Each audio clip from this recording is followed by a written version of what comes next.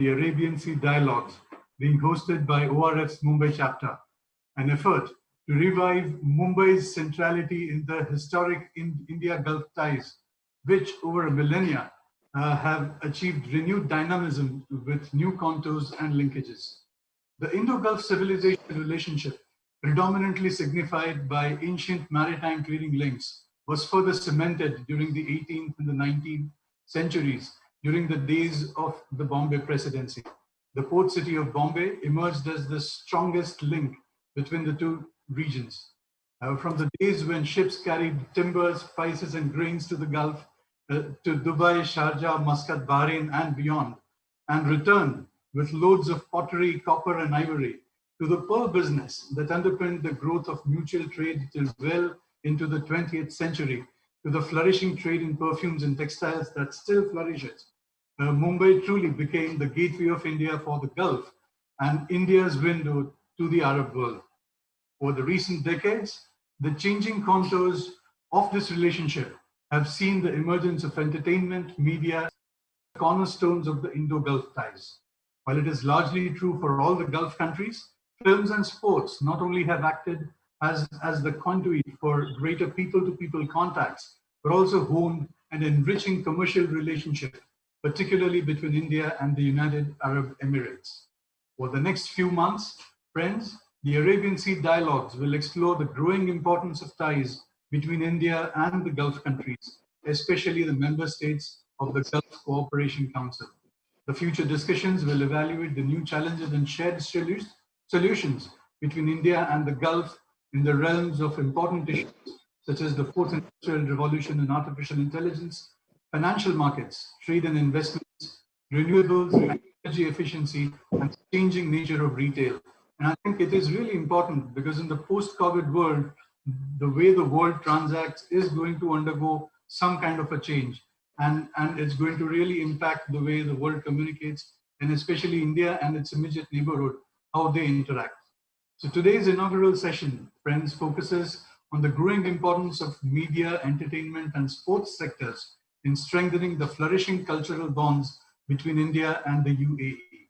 So without further ado, I would like to hand over the proceedings to Ambassador Navdeep Suri, Distinguished Fellow ORF, the force behind this initiative, and also the chair for the inaugural Arabian Sea Dialogues.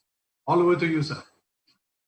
Thank you, Dhaval, for setting out so eloquently why we are doing these Arabian Sea Dialogues and why we are doing these out of Mumbai, given the historic links between Mumbai and the Gulf, and the fact that, Mumbai is perhaps one of the largest cities on the Arabian Sea, and we are separated just by a relatively short stretch of water.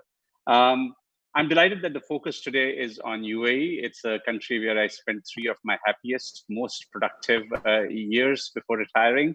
And we're going to talk our way through things that bind us, things that connect us, culture, cinema, cricket, and a lot more.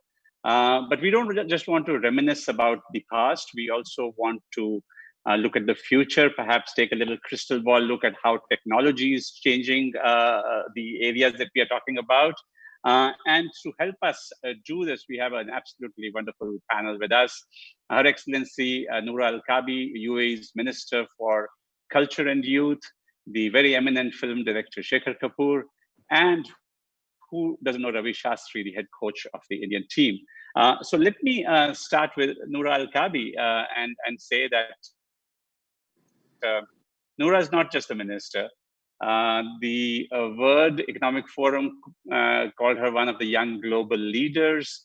A famous Hollywood magazine called her one of the 25 most powerful women in global TV. And so she really presents a formidable force in UAE. Noura, your current portfolio, and you had a few, covers culture and youth and makes you really the ideal proponent for cultural diplomacy. Abu Dhabi, we've seen it become really a path-breaking country in terms of sports diplomacy. You hosted that magnificent Special Olympics. You host the F1, and next month you will be hosting the Indian Premier League. You were also head of 2454, this very organization that promotes cinema, and in Mission Impossible to shoot in Abu Dhabi. And you've been very successful in getting several Hindi, Telugu, and Malayalam films also. So my question then is, in this panoply, how do you see the role of culture, cinema, and sports in connecting our people, in bringing the youth together in particular? And what can you do from your portfolio to give an impetus to stronger cultural ties between India and UAE, particularly just looking westwards, the Indian youth and the Emirati youth, but they also look at each other every once in a while? Thank you. Thank you, dear friend Navdeep. It's wonderful to be here at the first version of the Arabian Sea Dialogue with Shikar, who I work with very closely in future projects, and wonderful to meet Ravi, the victorious face, for the first time via virtual platform. Going back to your question, Navdeep, I grew up watching Bollywood movies. And I used to be, I'm a fan. I mean, I grew up being a fan, and I'm still a fan of Amitabh Bachchan. So for us, I mean, growing up and looking at the Bollywood and the Hollywood and such of a culture kind of dynamics when it comes to film and media did influence the way we understand the Indian culture. Yet, if we go back, let's say 4,000 years ago, there was already cultural links between India and this part of the world. As you mentioned, the cuisine and the culture, it's inspired us as Emiratis due to such geographical and cultural proximity. And such proximity did enrich the culture in both countries. We have over 3 million Indians in the UAE. The UAE is their home. And after the establishment of the UAE in 1971, late Sheikh Zayed visited India in 1975. And that was, let's say, the cornerstone of such growing relationship between us and between India.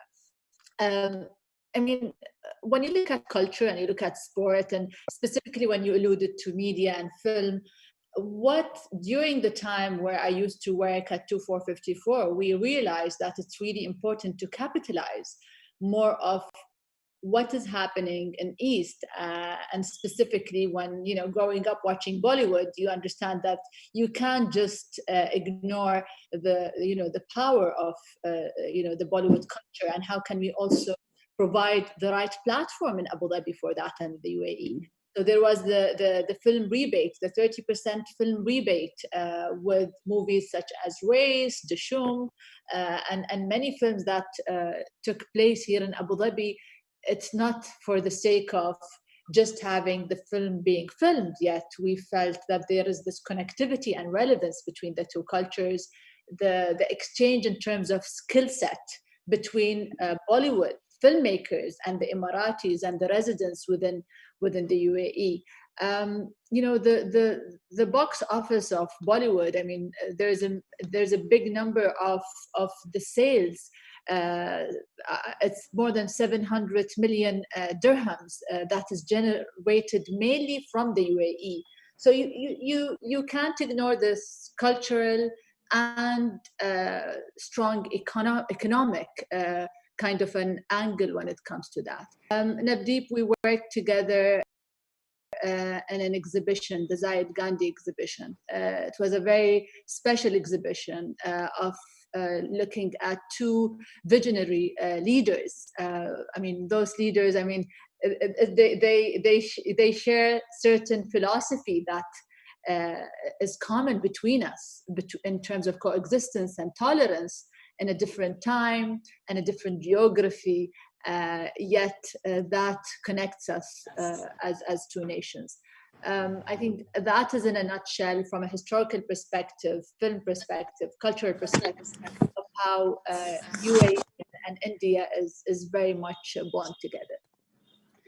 Thank you, Noura, and thanks for reminding me of that wonderful exhibition that, in fact, you and your team put together for the centenary of Sheikh Zayed and 150 years of Mahatma Gandhi. In a sense, when you spoke about your love for Bollywood, you preempted my next question, because the question is to Shekhar, that over the years, especially the time that I spent in Egypt and in UAE, what I find is that women tend to be more attracted towards Bollywood than men do, disproportionately. And so in my travels through the Arab world and elsewhere, I often hear of Amitabh Bachchan and Shah Rukh Khan and Salman Khan. And as a diplomat, I've shamelessly used the soft power of Bollywood to India's advantage. And I often feel that they are much bigger ambassadors than we can be at a very popular level. And Shekhar, you've had the distinction remarkably of being one of the few persons who's straddled Hollywood and Bollywood. And tell me, what does it take to tell stories to such different audiences? So stories that are so different. You've done something like a period drama in Elizabeth and its sequel, and you've done a cult film like Mr. India. You've done a serious dark film like Bandit Queen, and you've done something sensitive and touching like Masoom. How do you reach out to those very different themes? The honest answer to that is I'm not just one person. We're all several people in one person. I remember when I was... that is, I'm not just one person. Yeah. When I remember when I was... that is, I'm not just one person. Just a moment.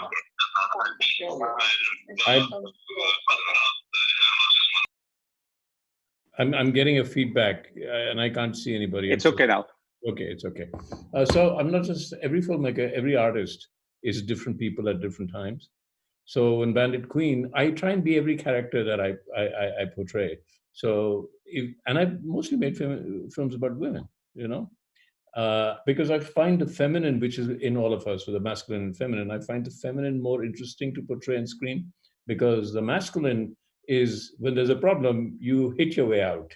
Violence is the absolute essence of what film drama has been about when you look at it from a male's point of view.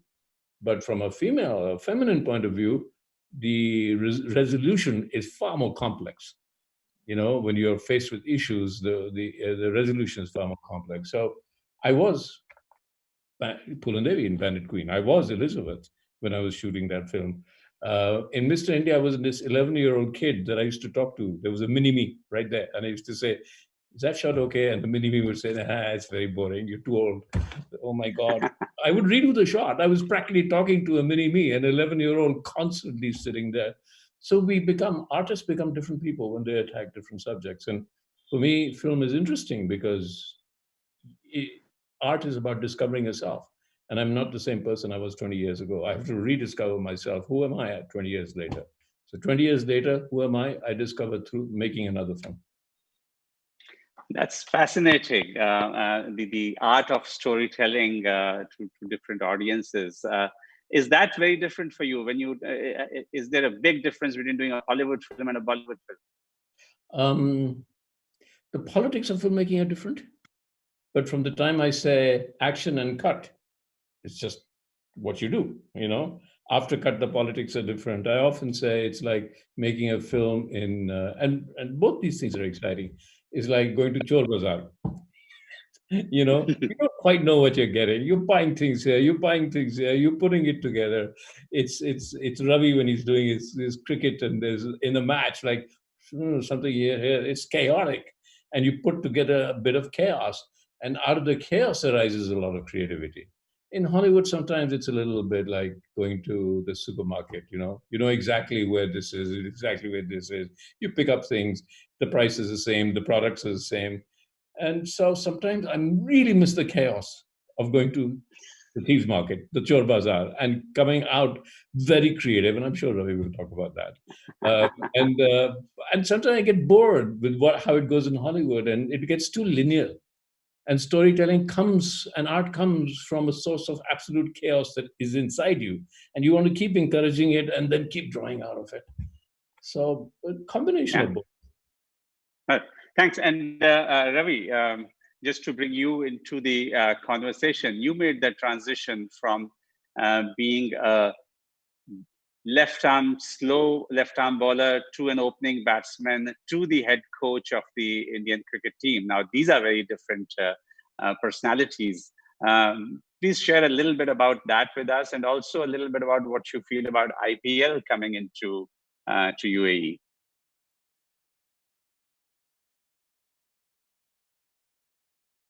Ravi, do we have you with us still? Ravi needs to unmute himself. Can you hear me? Yeah, now. Yes. No, first, it was great listening to Her Excellency Noorajee as well as Shekhar. And I agree with Shekhar on one aspect that, we are missing the chaos. In this COVID times, every Indian, has chaos in his system, whether you like it or not. And, it's such calm pastures at the moment, with this COVID thing happening. I think once this IPL, starts in the UAE, you'll see that chaos back again, which is much needed. Now, my transition from a player to a broadcaster to a coach, I think it just comes with exposure. You got to be passionate in what you do. One thing common there is cricket, and I'm passionate about the game, more than anything else. And I thank my lucky stars that I haven't had to look outside to do anything different, but being part of my sport. Which brings me now to the IPL and the relationship between India and the UAE. I think it's on a very, very firm footing at the moment. I think a great gesture by the Indian government to take the cricket to the UAE and the UAE government in responding. I remember 2014 when the IPL came there. I think His Excellency Sheikh Nayan, he didn't leave one stone unturned. He ensured that it was a top-class IPL. And the public responded because the economic output that came into the UAE was close to 280 million dirhams. It's close to $75 million. And if you look at the contribution to the GDP, it was 40 million US dollars. So, just goes to show what kind of chaos you can expect in a month's time, 2 months' time. But what it does, apart from improving the relationship between India and the UAE, it puts UAE big time on the map of the world. Day in, day out, 59 days, you've got live telecasts going around the globe to almost 200 countries, which is unreal. And when you look at these times, it's been depressing. It's been unforeseen. The world hasn't seen anything like this since the Second World War. Just to get some sport action back on television, day in, day out, will lift the spirits of a lot of people. And it's much needed, at this moment of time. So I think it's going to be one hell of a party. And, I'm so happy that it's gone to the UAE because they put up such a good job the last time round. They know what to expect now when we come with the IPL and the 8 teams. And I think it's going to be a runaway success. COVID or no COVID. Absolutely, Ravi. And I think that you made a very important point that we really need something to lift the spirits of people. And sports has a way to do that. I have a friend who is feeling just so lost without live television, televised matches, that he keeps watching 10-year-old Sachin Tendulkar in Sharjah, for example, or things like that, just to relive the memories. But Noora, coming back to you and to your government for working so promptly to host the IPL in UAE from September.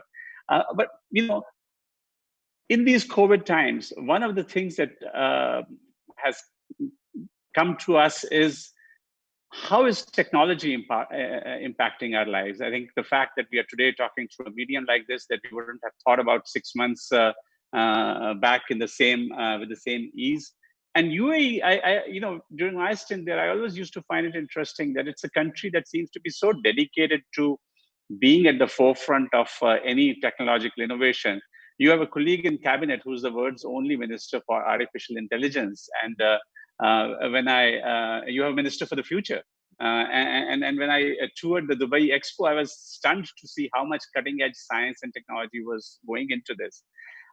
But in culture, in media, in entertainment, do you see the same impact taking place of these technological changes? How are you adapting to it, and how are we seeing that this is going to change things as we move forward?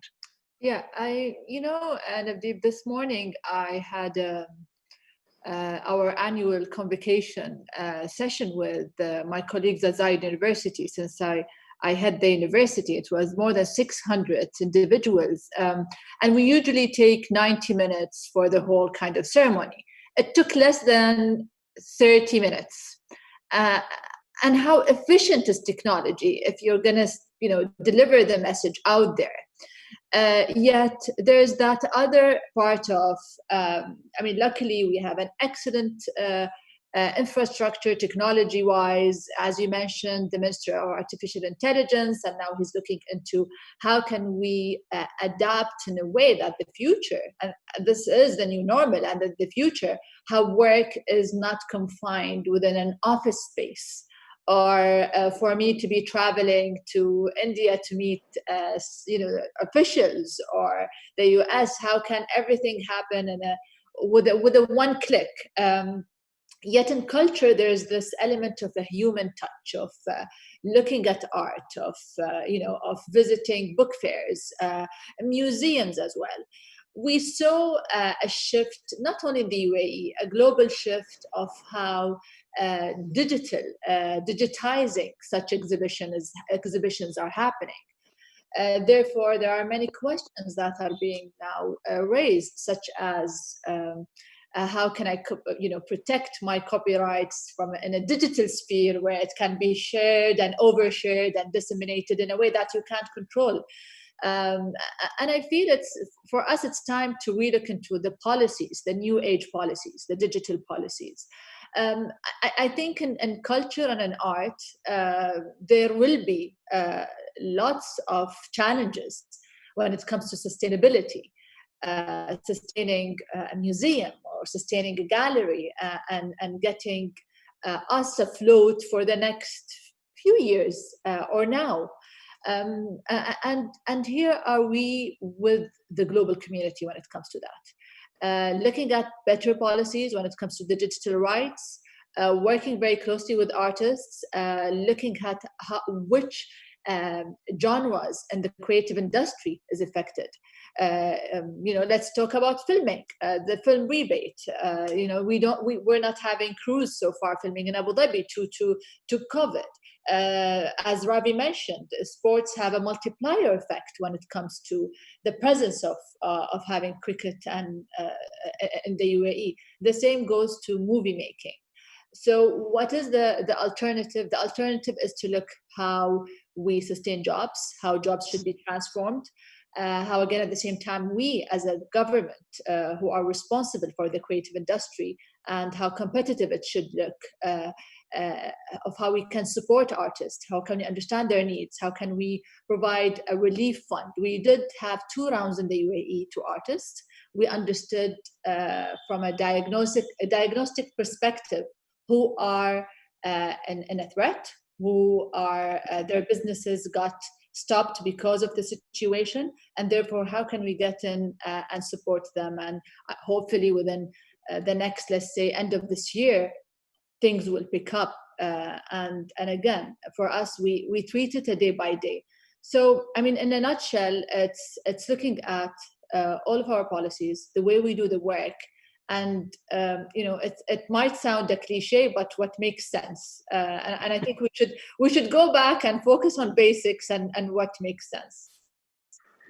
Absolutely. And I want to tell our audience that you have an opportunity to make some more sense of this conversation by posting your questions.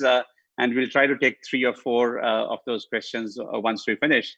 But Shekhar, you wear a secret hat that many people are not aware of. And that is that you're also on the International advisory board of the Dubai Expo 2020. And also on the technology side, you do things like lecturing at MIT and workshops at MIT and so on.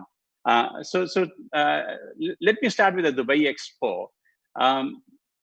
You're trying to get Rahman, A.R. Rahman, my favorite music composer, to set up a studio in the Dubai Expo. Tell me what's going on. What is the objective? What do you expect will emerge out of it? And then, of course, tell us a little bit about technology in your field of work. Okay. So the Dubai Expo, when I came on and people said, well, why are you joining the board? It was an honor to be invited to the advisory board, international advisory board. But also Dubai Expo has two parts. It has the Expo, right? And then it has to fall out from the Expo, right? What we call the legendary things. Now, bringing Rahman to Expo is the idea of creating a studio that he will kick off, and a studio where musicians from the whole area, not only from UAE, but from Egypt and all the surrounding areas, can come and explore, and creating a women's orchestra that, like, how these, the Sydney Opera House houses opera from Sydney. We thought that it would be a good idea to create something, constantly at the Expo, go on creating things that will survive for a long time. So it was not just the Expo, it's nation building, it's idea building, it's ideas that will go into the future. And that's why when you came to the Expo, we showed you so many other things that are happening about how the future will look like. So the idea, Rahman is the future in a way. It's not just Rahman, the composer, but Rahman setting up ideas there that will carry on beyond us, beyond him, beyond everything. And he will create this idea of a studio. So there's a lot to talk about Expo. Now, especially with COVID coming in, we're saying that the Expo is an exposition of what the future could look like. With the Expo coming in, it's like we are all questioning ourselves, right? We're saying, who are we? What did we do wrong?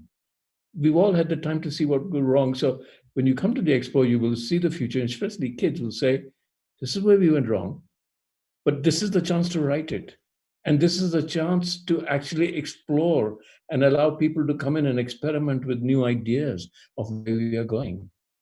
And I'll take on to technology from right there. I would say that actually real and virtual is becoming the same.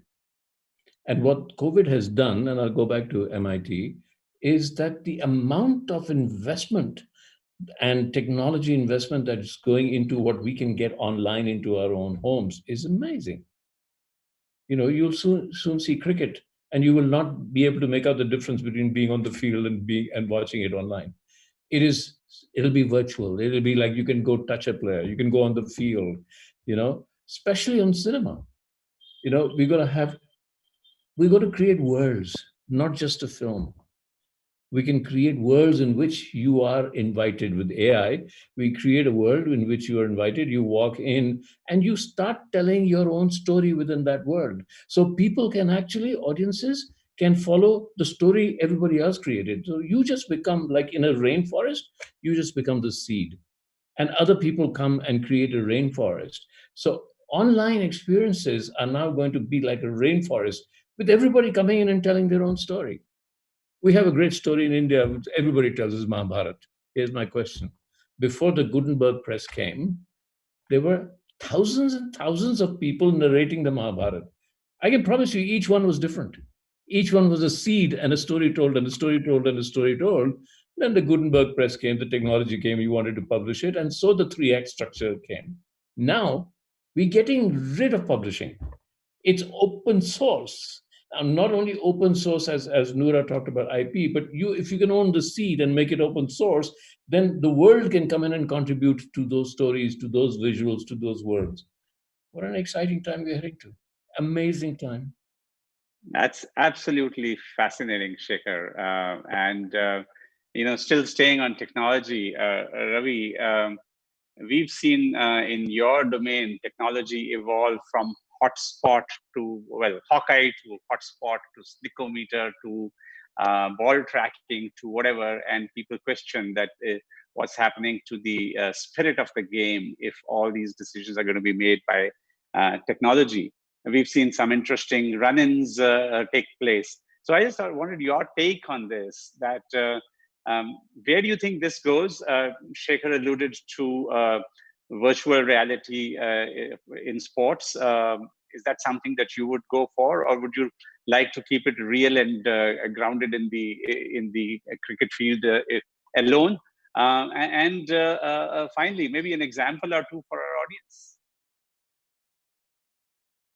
I mean, I personally think the thrill of a live sport is something that we miss, even if I'm not I don't go that much to watch live sports. Yet from a technological perspective, I feel we need to go and see how younger people are dealing with this change. We sometimes we ask ourselves questions. They're not going to used to it. They need to go out. But what we're seeing, and myself, being looking at my niece and nephews, they're just enjoying adapting this kind of a small screen, whatever the size of it. Therefore, the future might be maybe moving towards more of a virtual reality that makes individuals feel that they're within the space itself and experiencing that thrill. Yet, I think the question is how, for us right now, and as Shekhar mentioned, there are those ideas. There's this kind of exchange or addition or enrichment of content. Maybe it will be the same. I mean, with our virtual sessions, we're just, flying through different places, different audience are joining us from different also countries and continents. So I think it's there is a potential, yet how will it look like if it's going to be digital? We just have to see, and I think human nature is an adaptive nature. I think Ravi's connection dropped off. Ravi, are you with us, or are you back? While we're waiting for Ravi, can I say something in response? Sure, because then I did want to move on to a couple of questions that we have, but please go on, Shekhar. So, in the virtual world, what we are developing is, let's say you look at a Van Gogh painting, let's say you look at Starry Nights. And the one thing about Starry Nights, I've always been fascinated by that Starry Nights actually resolves a physics problem that mathematicians have not been able to resolve anyway. And he painted the solution. So this connection between science and art, but now we can actually go into with AI, we can go into how he painted each stroke. And from the stroke, we can go to the canvas, then we can go to his life. And I can actually look back at the painting, and I agree with you. If you're watching it live, Van Gogh's vibrations are still there. But when you're watching it virtual, if you cannot watch it live, as 99% of the world will never get, even in a normal way, if the world was normal as it was before COVID, AI allows you to get a deeper and deeper and deeper understanding of art, and it allows you to go. And I'm not saying I worry about my daughter, because if everything becomes virtual, how do we form real relationships? If all the relationships we are forming are virtual relationships, I see around myself, nobody goes to see a film amongst the young people anymore. Nobody watches YouTube. Nobody is watching. This is this great thing that is all Netflix and online platforms. They're not watching that. 95% of viewership in this world is YouTube, TikTok, and gaming. That's what the young people are doing. And why are they doing that? Because they have the ability to walk into those worlds and change them, and not just given what they are. But yes, I am worried that if that's all they're doing, and later on they have to create real relationships, they have to get married, they have to have children, they have to grow up and be wise. I think the one thing that AI is not going to give us yet, I don't know how to do that, is to give us wisdom. Wisdom can only come through human interaction so far. But we'll see. We'll see. Great. And Noura, we've got questions coming in, and unsurprising perhaps, but the first couple of questions are for you. There's one from Saili in Mumbai. which says that UAE ranks first on female parliamentary representation index, and you've also got several outstanding women in the cabinet.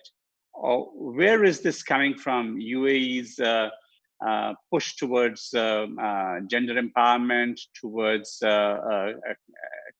creating this space, and are there lessons for India in this? Well, I think it all comes from the picture of the man behind me.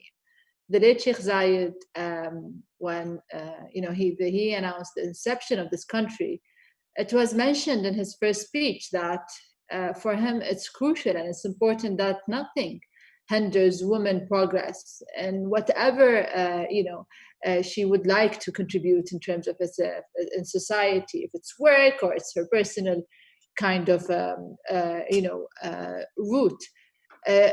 Then later on, how this will be executed. There's always this vision, and then after this vision, you want also individuals to believe in it and execute it. So there was, and there is still, bless her, his wife, Sheikha Fatima, who till today is, the number one supporter for women. I remember when I first got appointed to be a member of the Federal National Council / Parliament in the UAE, we went and visited her, and since day one, she's always asking us, how can she help?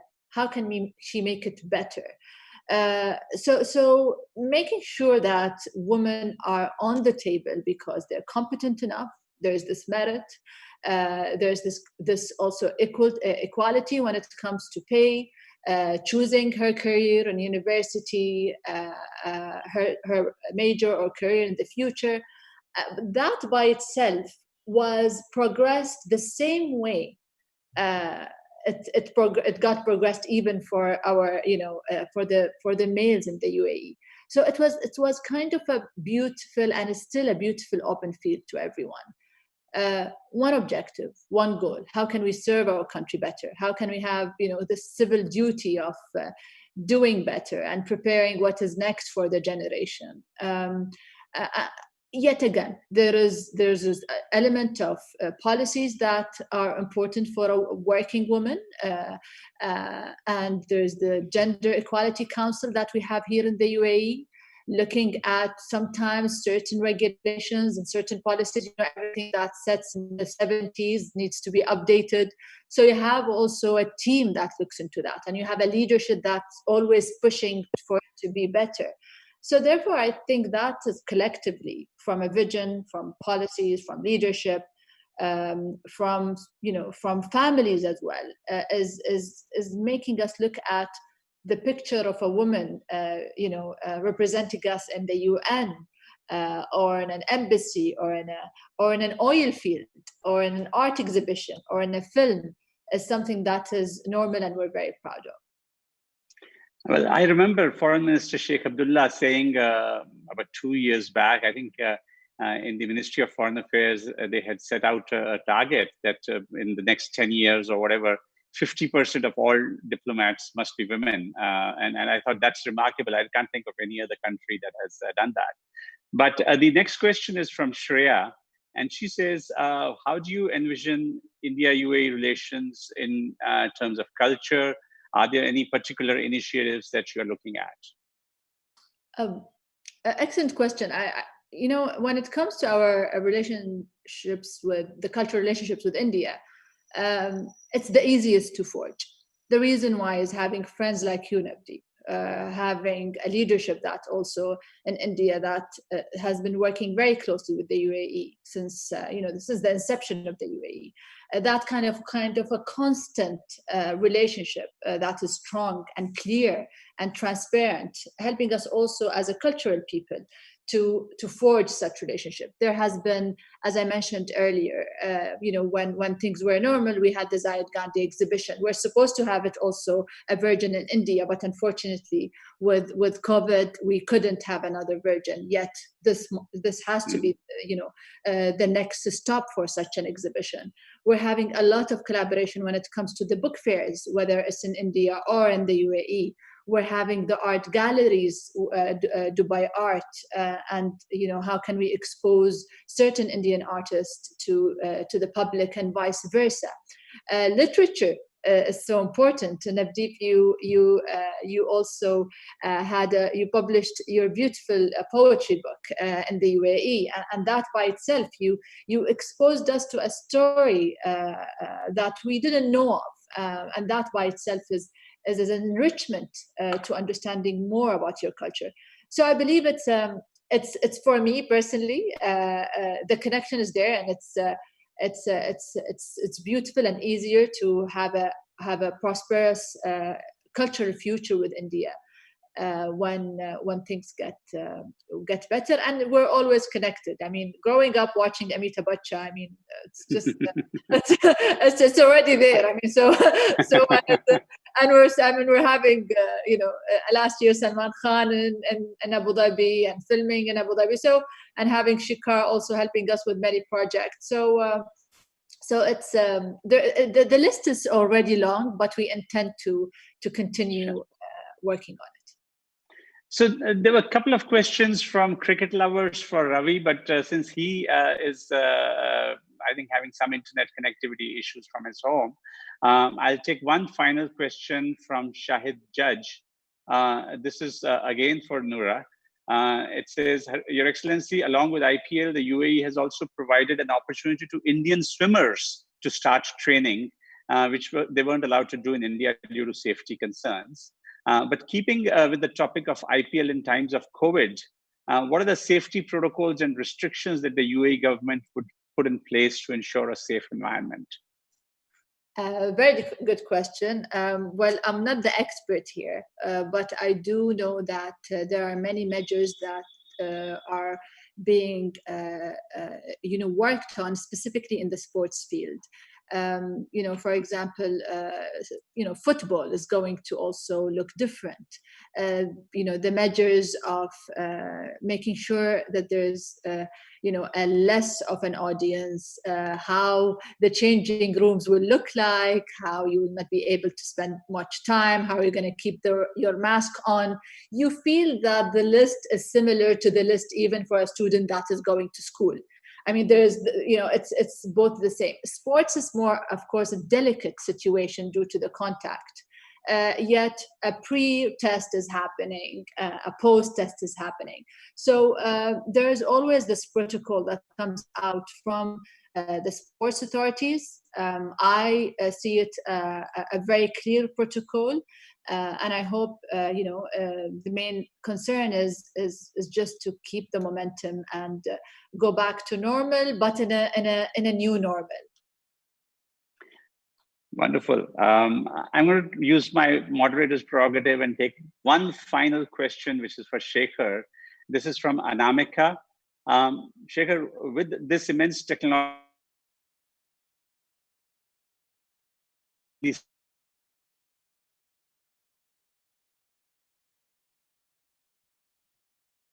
that making us less humane? How much is it affecting our mental health? I'm guessing the question because I lost you for a bit in between, but I know that the question is about mental health, and it's about Shekhar.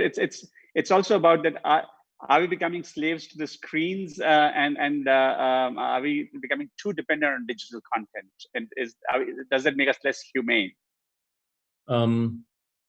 If you've gone to see the first day show of a Salman Khan film, and Salman Khan comes on the screen on a big theater, you realize that everybody's becoming a slave to that screen because they get up and scream and shout and clap and they can't hold them down.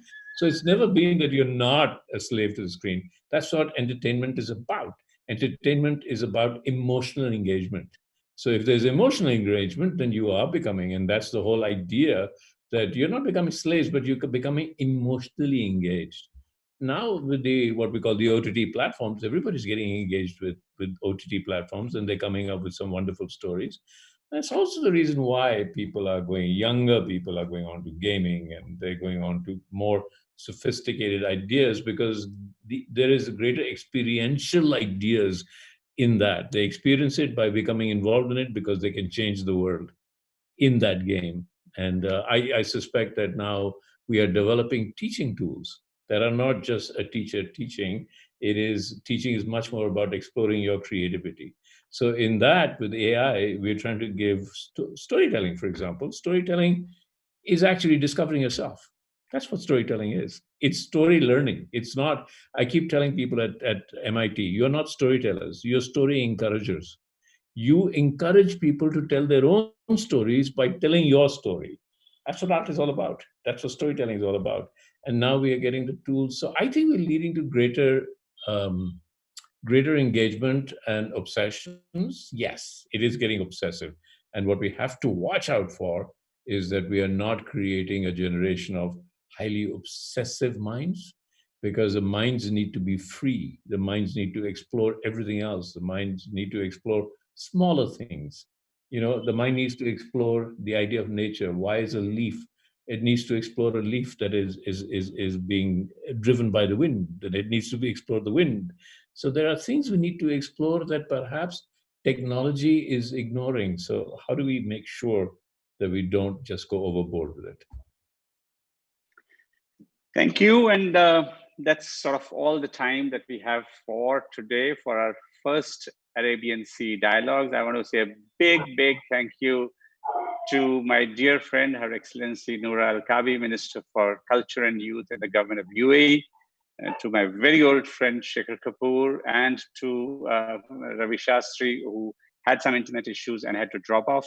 We will be back in a month's time with the second edition, and our theme for the second edition will be the fourth industrial revolution and the future of work.